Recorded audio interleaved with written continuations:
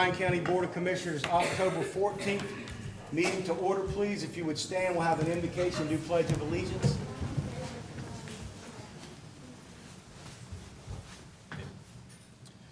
Dear Lord, thank you for this opportunity to come together and do the business of this county and this little part of your creation. Let every decision made here be in accordance with your will. And this in Jesus' name, amen.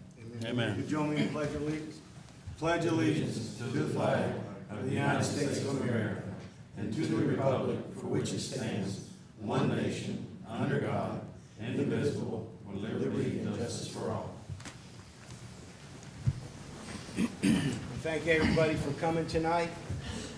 Appreciate it. I don't think we have any elected officials here. Randy from our solicitor, thank you for coming, sir. I think that's all we have. And Aaron's assistants.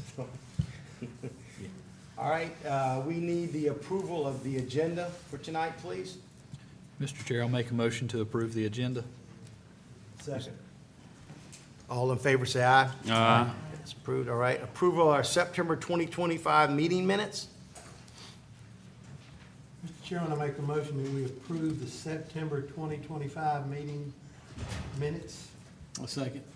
Second, any discussion? All in favor, say aye. Aye. Thank you, all right. Now we need the approval of our consent agenda, which we've had time to look over. Motion for that one. Mr. Chair, I'll make a motion to. approve the consent agenda as presented. Okay, second. Second, Second. all in favor, say aye. Aye. All right, thank you. And by the way, Commissioner Kidskin, sorry, Commissioner, he's on our voice, our owl here. He's out of town at a meeting, so he couldn't attend tonight, so he's doing it virtually. Thank you. Also, we're going to close this meeting and open up our public hearing to hear some items. I need a motion to close this meeting and open up a public hearing. Mr. Chair, I'll make a motion to close this meeting and open a public hearing. Second. Second. All in favor, say aye. Aye. Okay, we're now in a public hearing. First up is Victoria Babcock, second reading of an ordinance to amend the zoning map for 2.5 acres, parcel 028-016. Thank you. Good evening, Mr. Chairman and members of the commission. The first item tonight is the second reading of an ordinance to rezone a 2.5 acre portion of a 7.86 acre tract of land from the A5 to the RR 2.5 rural residential zoning district. And at their meeting on September 16th, the Planning and Zoning Commission did recommend approval of this request. This shows you an overview map here, as well as the current zoning map, showing a mix of other rural residential uses as well as a comprehensive plan showing that it does fall in that emerging suburban character area. So rezoning it does meet the intent of the comprehensive plan. And you can see the existing home here and the acreage that will remain zoned A5 looking towards Bullitt County, as well as their proposed subdivision shown here. And with that, I can answer any questions you may have. Anybody have any questions? Anybody from the public here to speak for or against this item? Hearing none, okay. We'll go to our next item, the Price Elabel Holdings. And I need to recuse myself. Yep, if you'll step out. Thank you, Mr. Chairman. Item number 2 is the second reading of an ordinance to amend the map for 2.47 acres. This is two different parcels.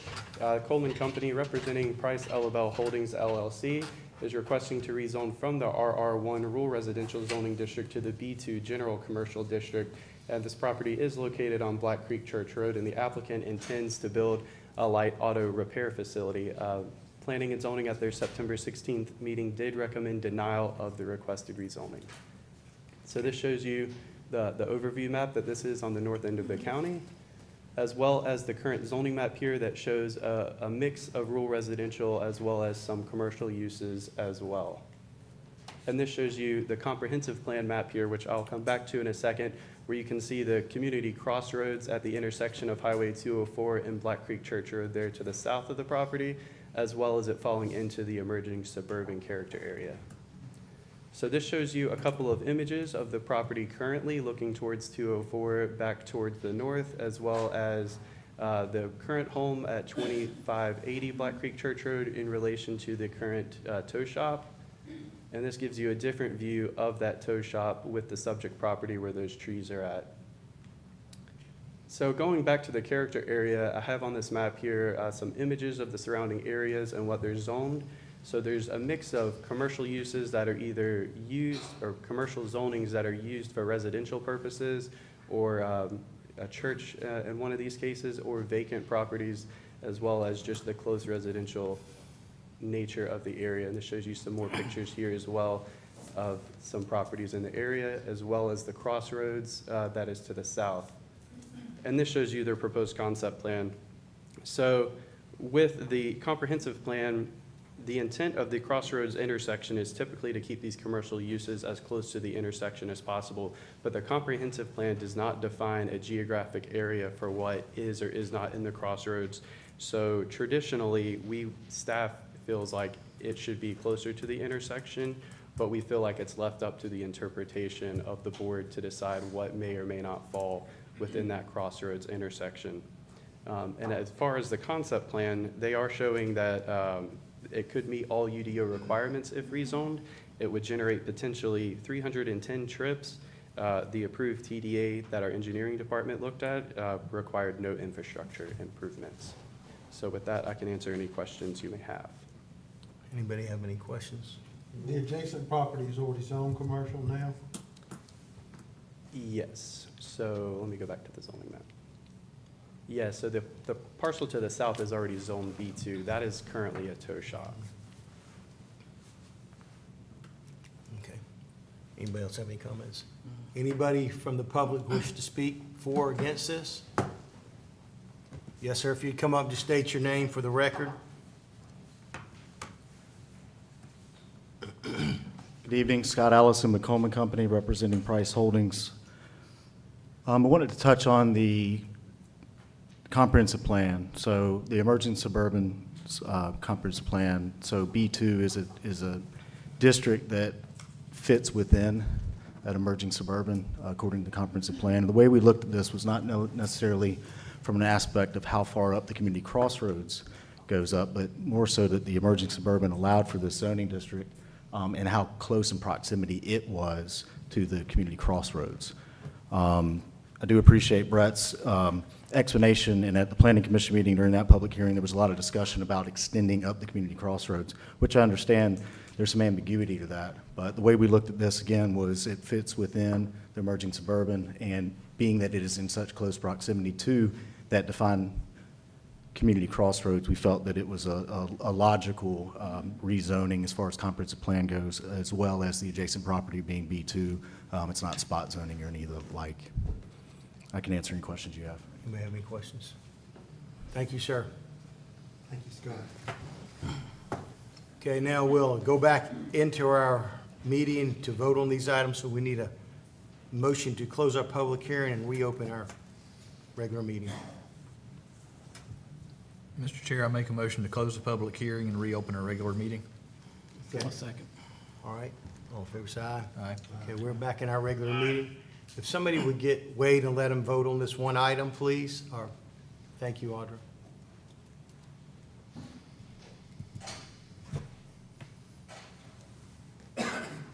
He had to step out because item number 2 has a conflict, so everybody knows he's not going to be in the room when we vote or talk about item number 2. All right, we need a motion for the community development, item number 1, Victoria Babcock, second reading of the ordinance to amend the zoning map for 2.5 acres, parcel 028-016. Mr. Chairman, I make a motion to approve the rezoning of parcel number 028-016 from the A5 agricultural zoning district to the RR 2.5 rural residential zoning district. Second. Second, any discussion on that? All in favor, say aye. Aye. All opposed, okay, that motion carries. All right, Mr. Price, you'll have to step out again when we Yourself again? discuss this.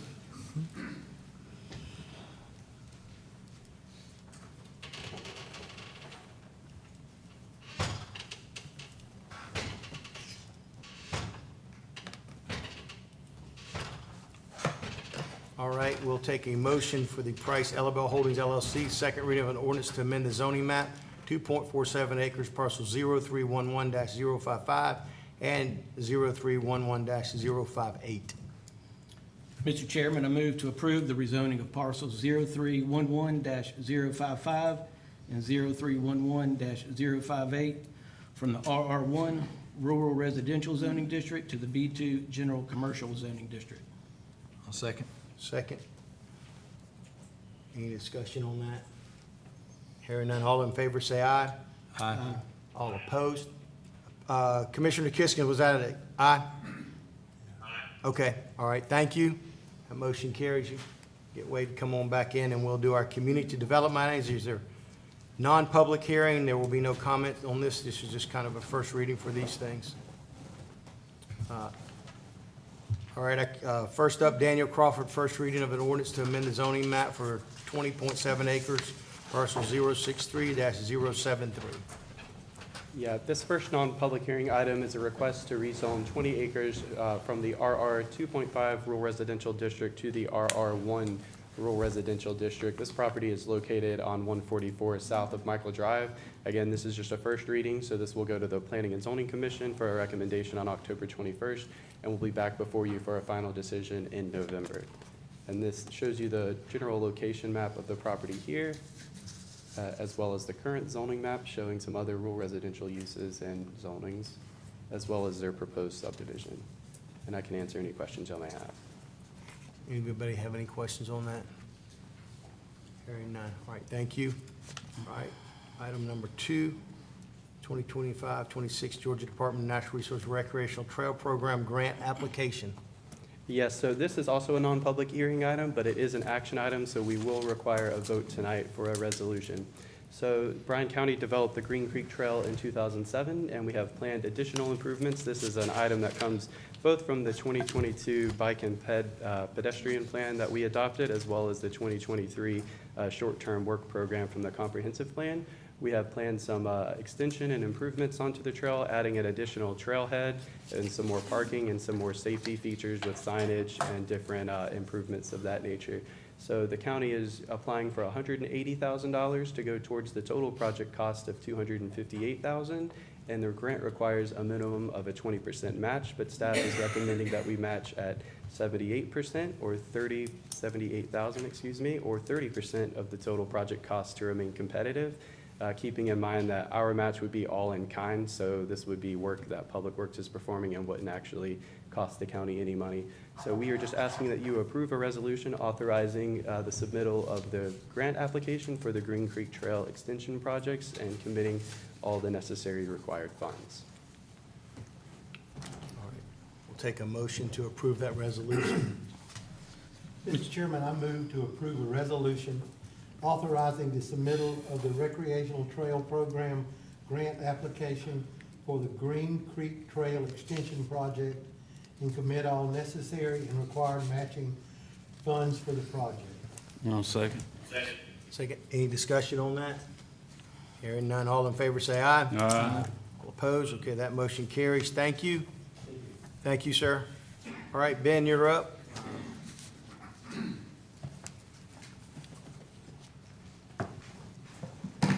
Task Order 119, South Bryan Waterways of Food Pumps Station Force Main and LAS.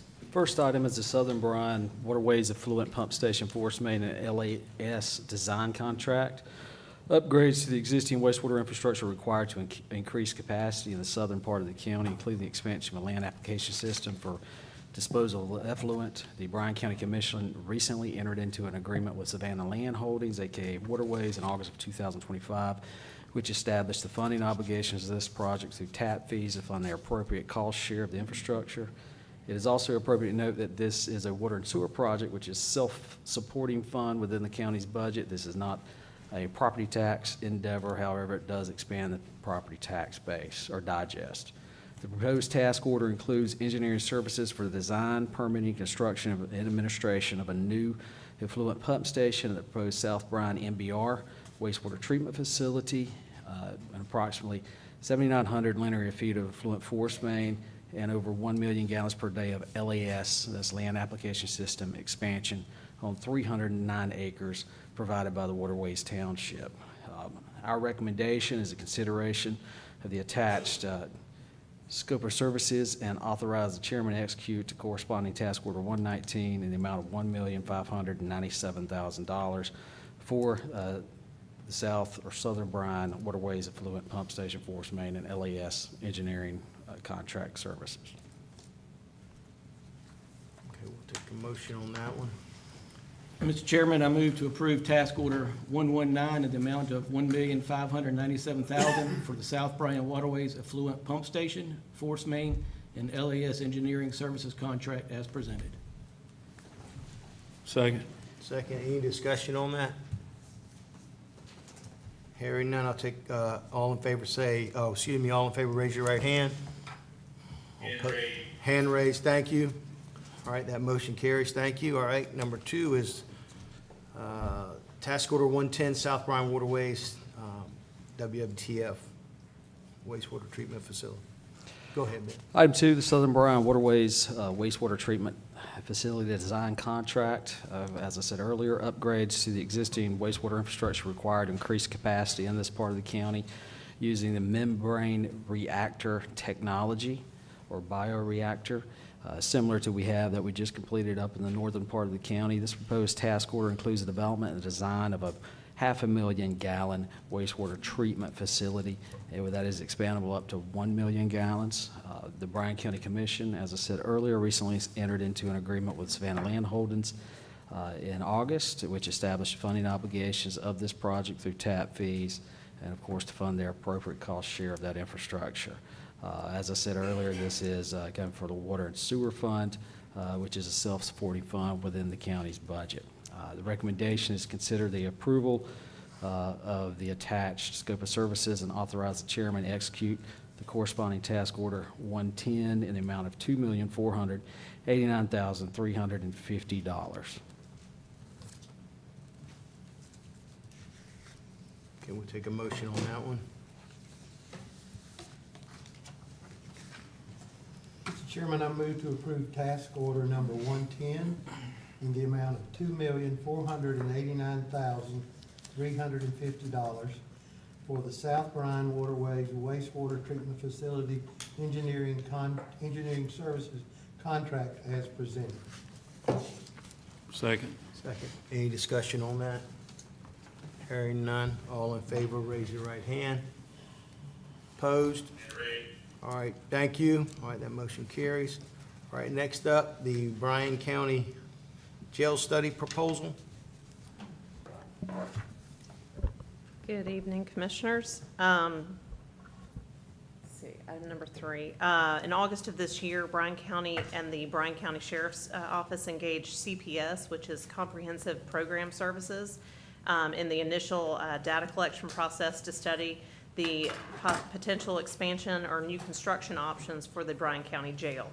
The full proposal from CPS includes data collection and a final report to include cost estimates, timelines, and possible solutions for financing the capital construction project. A lump sum fee for the services is $120,500, which includes $55,500 for the existing facilities assessment and civil engineering, and $65,000 for programming and concepts. The recommendation is to approve the CPS proposal for planning services for the Bryan County Jail for a total of $120,500. Mr. Chairman, I make a motion to approve the CPS proposal for planning services for the Bryan County Jail for a total of $120,500. I'll second that. Second, all right, any discussion on that? Yeah, I just want to make sure that we're all clear that that is including existing facility, possible renovation to that instead of building new, right? Yes, sir. Right. Okay, That's it. all in favor, raise your right hand. Hand raised. Opposed? All right, thank you. And Catherine, since you're up, I mean, I know we have a lot of people from the animal control people here.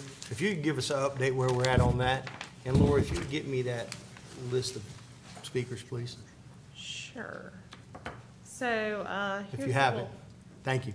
update over the last 17 days, things that have happened in animal control. So as you know, we've got our new shelter, which will be opening soon, and we've got a video tour. You can see kind of the walkthrough of the new shelter. It includes a lobby area, an adoption room, so families can come in and meet their new future pets, some exam rooms, it's a cat room, 2 cat rooms, and then we'll go back into the kennel area. There are a total of 24 kennels that have indoor-outdoor runs. I'm sorry, 18 have indoor-outdoor runs. 6 are smaller kennels for smaller dogs that can be utilized. Again, it's a little fast.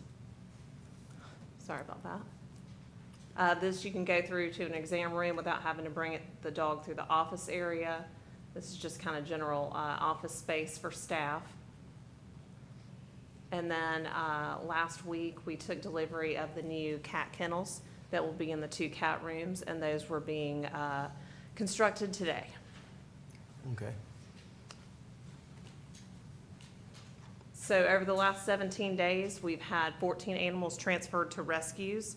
That was 12 cats and 2 dogs, 6 adoptions, 2 cats, 4 dogs, and 5 animals were returned to their owners. We did have 1 euthanasia, that was a sick cat. Okay. We've hired 3 new employees for the department. The 3rd will begin on the 27th. And we've also increased the salary to ensure that we have qualified and dependable employees.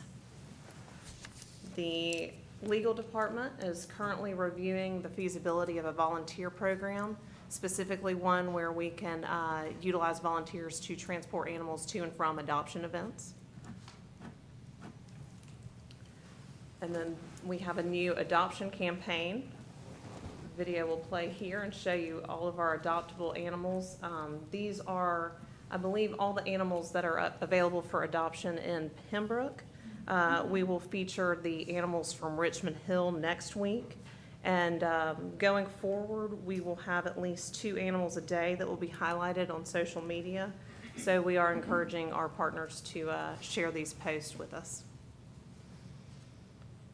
As you can see, we've got a mix of dogs and cats and variety of types of dogs, types of cats.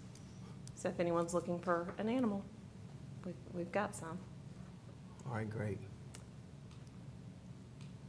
And then this is an example of a happy adoption story. This dog was picked up on the 26th of September, and it was rehomed on the 26th of September, and it was rehomed on the 9th of October. So it spent a total of 13 days in our shelter. 7 of those were the mandatory stray hold, but as you can see, we got him out, got him cleaned up, and he is happy in his new home. We are working on developing a foster program in-house that would allow members of the community to take a dog home, maybe a trial run. We call those foster fails when you end up adopting the dog. We hope that happens. And then that'll just kind of get the animals out in the community, not in a shelter and then stuck in a kennel. I think you've already seen these numbers, but you can see the animal services budget has increased from 2021 pretty significantly, $285,000 to $467,000 this year, and we're anticipating that it will be about $515,000 in 2026. Okay. All right. There you go. Thank you. We've made some improvements over there. Thank you. Thanks, Catherine and Ben, for doing that. Item 4 is for executive session. Then we're going to come back for public comments. Since we do have a list of folks here to speak, we won't make you sit in the audience for 30 to 45 minutes, maybe an hour. We'll go ahead and I'm going to move public comments up.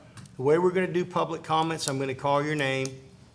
I don't know if everybody on here wishes to speak. We're going to give you 3 minutes to talk about whatever you want to talk about. We don't engage, we don't answer, we listen, and we take whatever you say under advisement. There will be no outbreaks, no screaming, no hollering. If you do, you will be escorted out of this building.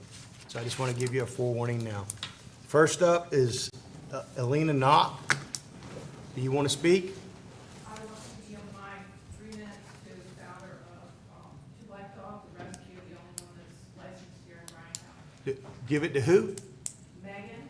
Okay, well, Megan, you're up, so you can come up.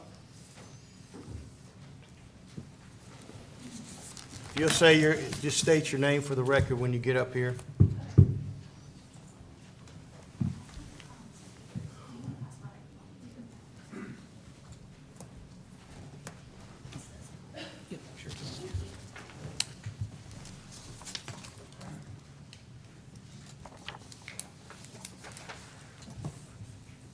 All right, go ahead. Good evening. My name is Megan Felton. I've been a Bryan County resident since 1999, and I'm the Vice President and TNR Coordinator for Two Black Dogs Foundation. We are a local nonprofit and the only rescue licensed in Bryan County, and we are dedicated to reducing the pet overpopulation through education, financial assistance for spay-neuter, targeted TNR, and community outreach. Over the last 2 years since our creation, we've been able to build personal relationships with small business owners, our residences, and other local area rescues to continue helping the animals of this community. We have several public programs to help pet owners here in this community, such as our free monthly pet food pantry, our Spay It Forward program, which offers financial assistance to owners to make spay and neuter surgeries more affordable, and we operate the only TNR program in this county. We have several, below it you'll see a chart kind of describing some of our Bryan County only numbers. Obviously we TNR and pull rescue from all of our local surrounding counties, but that's just kind of a quick look at what we've done in Bryan County. I'm here today to open conversation on how we can work more closely and effectively with Bryan County Animal Services to improve outcomes for animals and reduce the strain on public resources.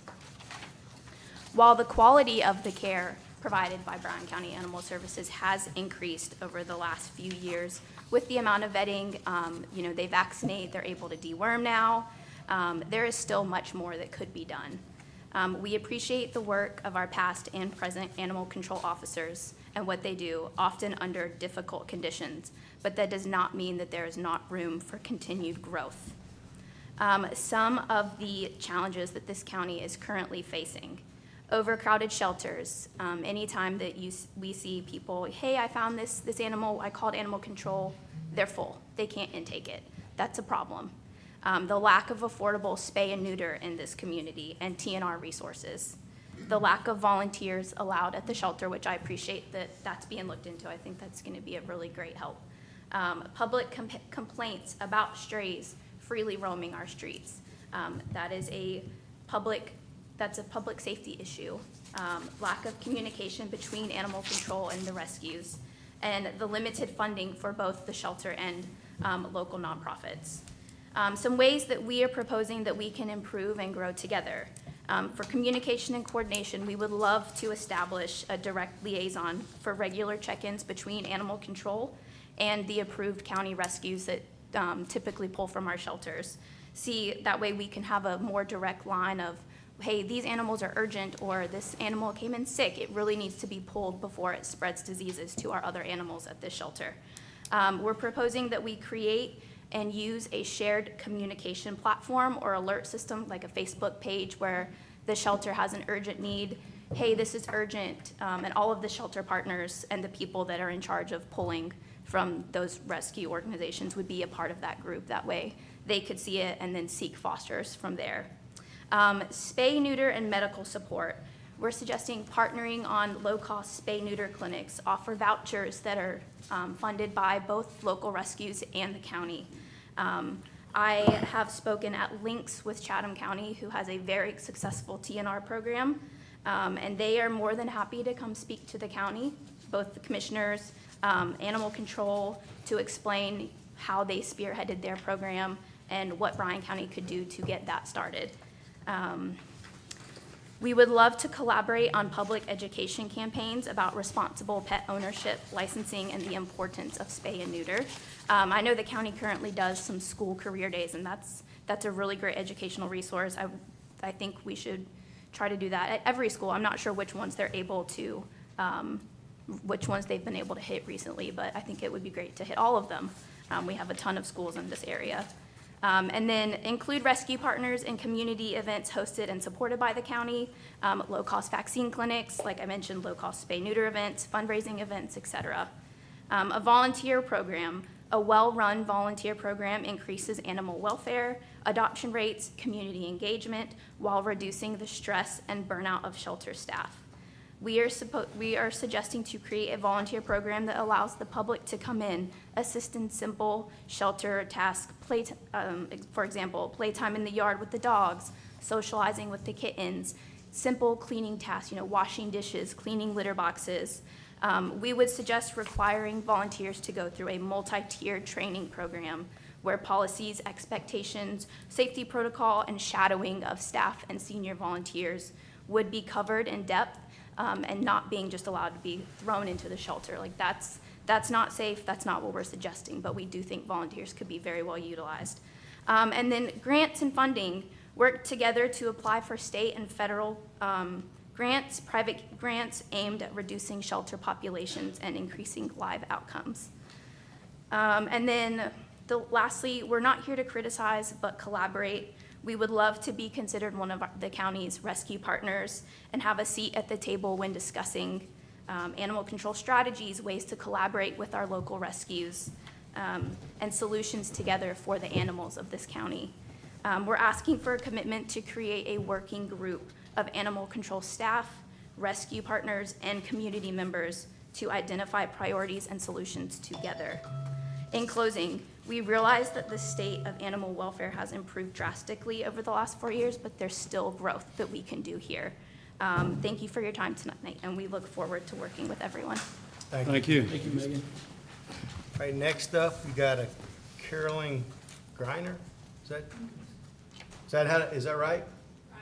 Griner, okay. If you'll just state your name, we'll give you 3 minutes to speak on whatever you want to. Hello, I'm Carolyn Griner. I moved here in 2018, and when I came here, our heart and soul was to help provide for the animals that are in need. They need safety and nutrition, and my husband and I have been dedicated since we came here. We adopted our first dog within a couple months of moving here. We got her from One Love, and after we had adopted Daisy, we had just tried to help any other rescues that were out there, and I've worked with Castaways, Two Black Dogs. Renegade is a big part of my heart, and I've also done the best I can to assist with the shelters here in Bryan County. My husband and my son are both, they work for the Sheriff's Department, and in the last few months, because of the current state with the animal shelters, we now have 7 dogs at our house because the outlet and the resources were just not out there. One example is they weren't allowed to do any kind of rescuing or picking animals up at nighttime. That's a big concern of mine because then my husband and I, whether he was working or not, were going out and finding these animals in some areas that were not really meant for us to be doing that, but we did it because we wanted the animals to be safe. Like I said, I work with Renegade, and Renegade is a rescue group that you're supposed to foster and move the dogs on. Well, they're overwhelmed, the shelter's overwhelmed, and then we end up keeping the dogs, and Jen says I have to stop doing that because she understands I fall in love with these animals, but I also can't let them just be left to the unknown. So I'm really here. I applied twice to the animal shelter to work as a tech. I wanted to be animal control, an officer, and I was turned down both times for either lack of experience, which I've done this for a long time. I did it in New York. We used to rescue pit bulls in New York before we came here. So I don't know if that was a valid reason why I was never considered to be an employee for the animal shelters, which I'm still interested in doing. Animals need our help. This county is a great county, and I think there is a resolution if we can come to terms with where the money's going, how it's being spent. I don't understand how come some of the things that are being presented today about the financial status of what's going on with the shelter, some of those issues, some of those numbers kind of don't match what we've been told in the last few weeks, but that's all things that we can figure out in the future. And I really hope you consider making animal control a priority in Bryan County. Thank you. All right, thank you. Thank you. Thank you. I will say the numbers that were presented today are facts. I don't know where you got your numbers from or who told you what. We only deal in facts. It's our budget. Everything is audited. I understand, So I and don't that's- understand. I mean, wherever you got your numbers, apparently they weren't right. As you can see, we got a new animal shelter opening up soon. I took note of all that was Yeah, said today, and I'm okay. gonna go Thank you. forward with that, All right, thank you. and I just hope it's the best for the county. Thank you. Thank you. All right, Jen Taylor? No? Okay. Yes. Okay. State your name again for the record. Jennifer Taylor, Renegade Paws Rescue. Okay. I just want to start off by saying that Renegade Paws Rescue has been a partner in Bryan County for 6 years. We have pulled 890-ish dogs from Bryan County shelters. We have also helped with shelter diversion, as well as low-cost spay and neuter for your residents here in Bryan County.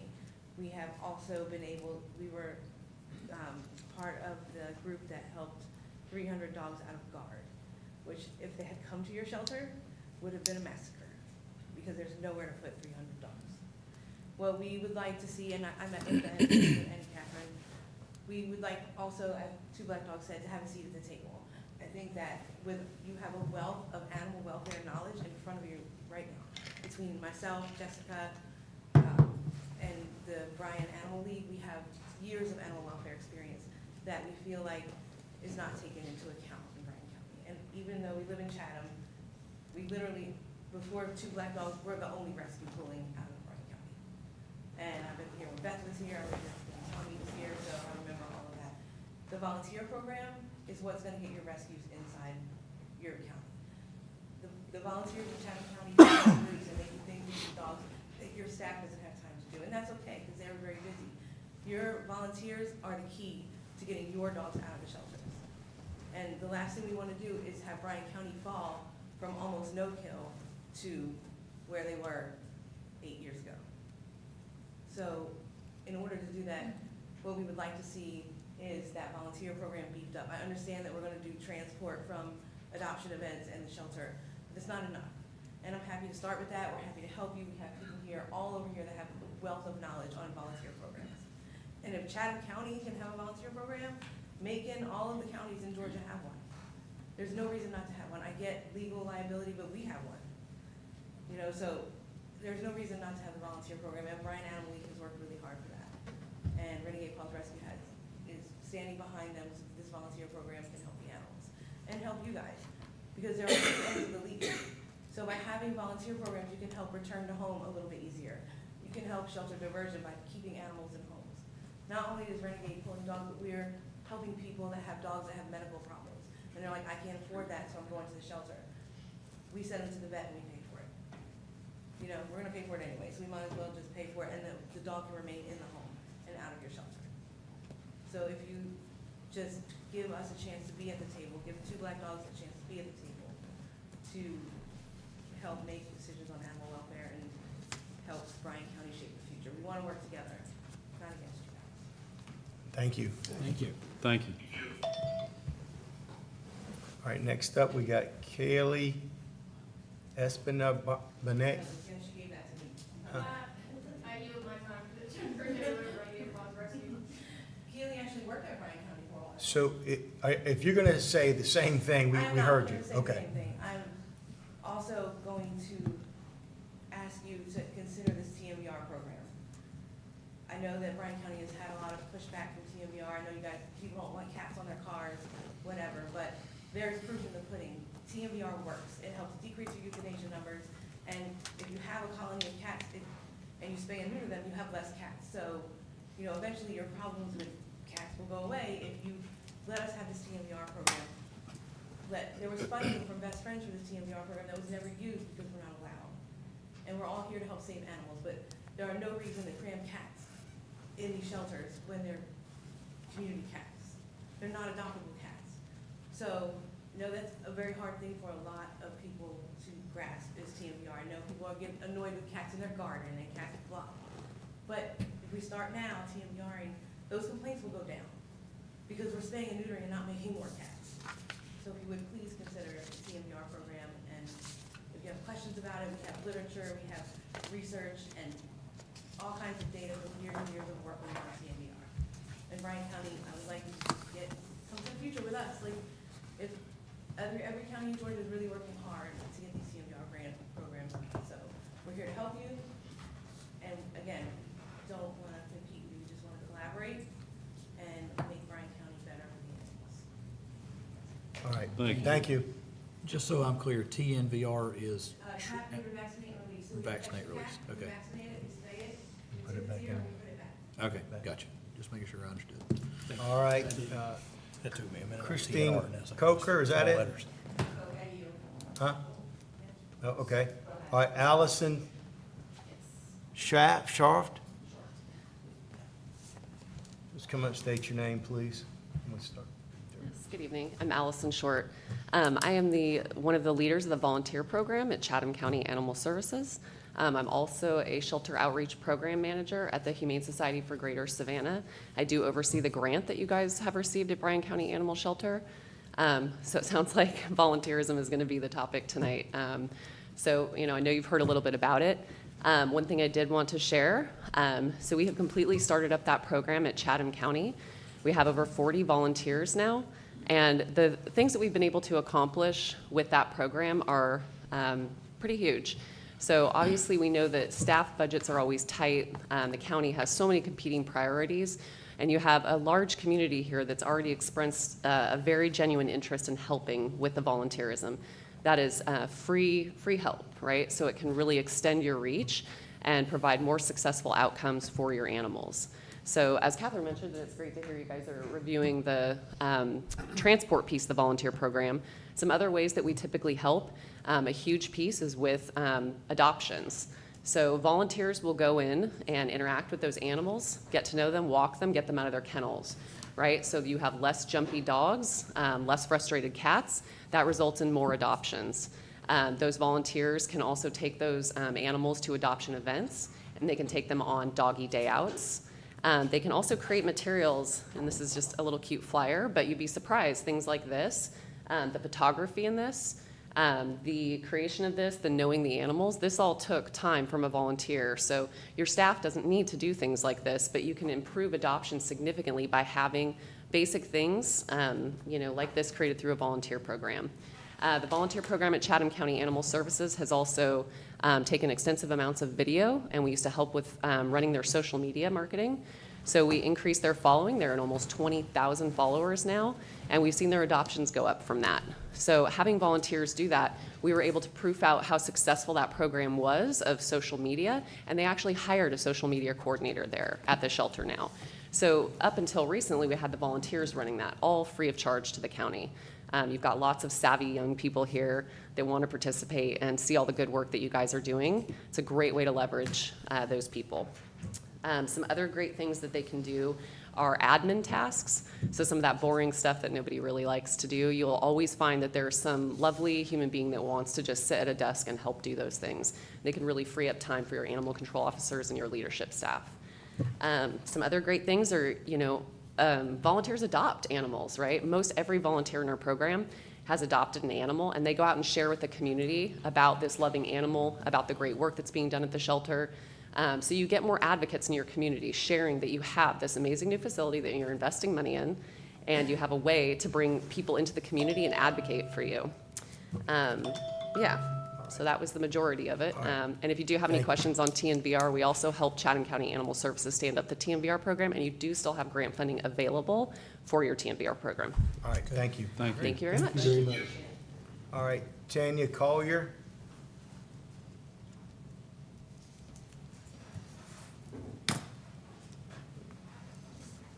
Just come in and state your name and give 3 minutes. Hello, gentlemen. My name is Tanya Collier. This is me. Matt, if you'd like to pass this around. Thank To you. my surprise, I saw my name and my property come up on the public comments during last month, and I give Mr. Aaron Kapler the award this month for communication. Thank you, Mr. Kapler. Mr. Kisgan gets second place for answering my telephone call. Thank you. Thank you. It is amazing to me that this is the second time I've noticed that you guys were ready for things at the meeting before people came up and commented. But you weren't returning phone calls and emails and doing those kind of things. I want to, this is very interesting because I'm very happy that all of these people have come here to speak for the animals. This is from Part 1, Article 1, Section 10 of the Code of Bryan County, Georgia. The Board of Commissioners shall have original and exclusive jurisdiction over the following subject matters to wit, and it goes on and on. But in the end, it says, in making rules and regulations according to the law for the support of the poor of the county, for the promotion of health and agriculture, as are granted by the law. We shouldn't have to come to the meeting because we've been asking for 3 years for the ditches, for animals to not be mistreated. I truly hope that this will be a beginning of a better, transparent remainder of the year. Thank you. Thank you. Thank you. All right, next up, we have April Melton. Huh? I yield, thank you. Okay, all right, and then Cynthia Webster, is that? I was going to yield my time to the volunteer special All right, we'll stop. Thanks, I know you guys are very tired of hearing about volunteerism. One other piece that I didn't get to share, so in working with some of the other shelters around the counties in Georgia, we've also helped to stand up volunteer programs at other municipal shelters. So as you kind of heard echoed, I know that there can be a lot of misunderstanding of what volunteers can do. There can also be fear around liability. We definitely have worked with those shelters and their attorneys and things to establish those programs. So not just at Chatham County Animal Services, but a variety of other municipal shelters. One of the other great things that we've brought to those shelters that actually does reduce liability is we've brought in playgroups. So you heard Megan speak about those animals getting enrichment, and that's such a huge piece. You guys have done such a great job with keeping your live release rate high, but in order to continue that, those animals need to get out of their kennel. When they sit in the kennel all day long, they tend to go a bit stir crazy. So we've been able to implement with a national organization, Dogs Playing for Life, we've been able to implement play groups at Chatham County Animal Services and several other shelters. So we have a wealth of experience with this. As some of the other folks echoed, we genuinely are here to stand with you and try to find any avenues to help you all, because we do know that budgets are tight, people are hard to find, it's hard work, very hard work. So the volunteers can really come alongside of that and help support you. So if you do have any questions, I just would love to offer our services at Humane Society of Greater Savannah and obviously the other rescues, but we do still have you guys as one of our grants that has funding available for these programs. So we'd love to work with you. All right. Yeah, thank you very much. again. Thank you. And then we have Amy Mitchell. She's here.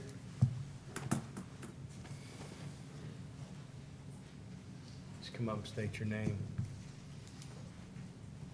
Hi, good evening. My name is Amy Mitchell. I have spoken at the last few meetings about historic preservation and hoping that the county will consider creating a historic preservation ordinance and historic preservation commission.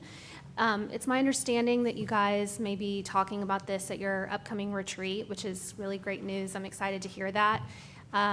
I wanted to share that the organization Ethos Preservation, which is the group that helped the city of Richmond Hill with their creation of their ordinance and preservation commission, they've been very kind to offer to meet with you, speak with you, answer any questions that you may have, and get a better understanding of what that process would look like. They really want to be a resource. I'm not sure where your retreat is being held, if that's local and that's something that they could come and be available for, or if you have time to speak with them prior to that meeting.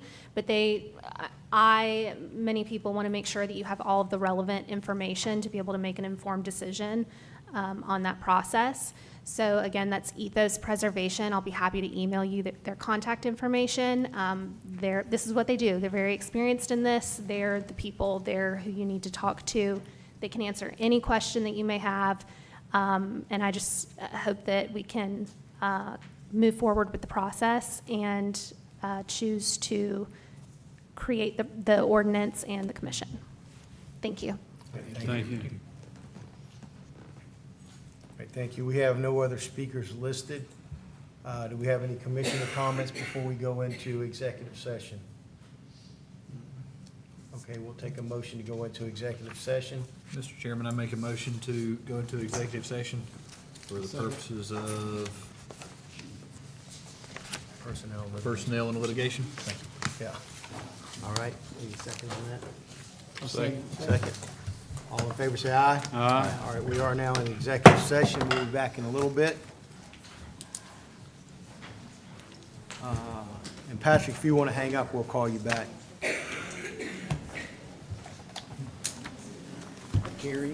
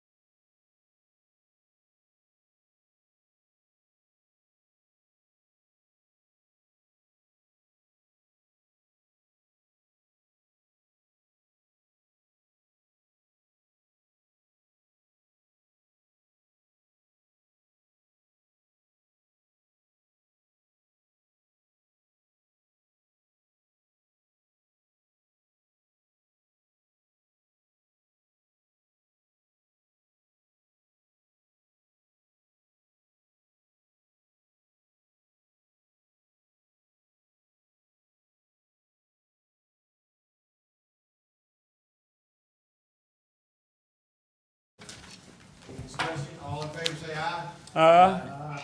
All right, we're good. Now we need a motion to close our meeting. Motion to adjourn. I'll second. Second. All in favor, say aye. Aye. Our meeting is adjourned. Thank you. Thank you, thank you.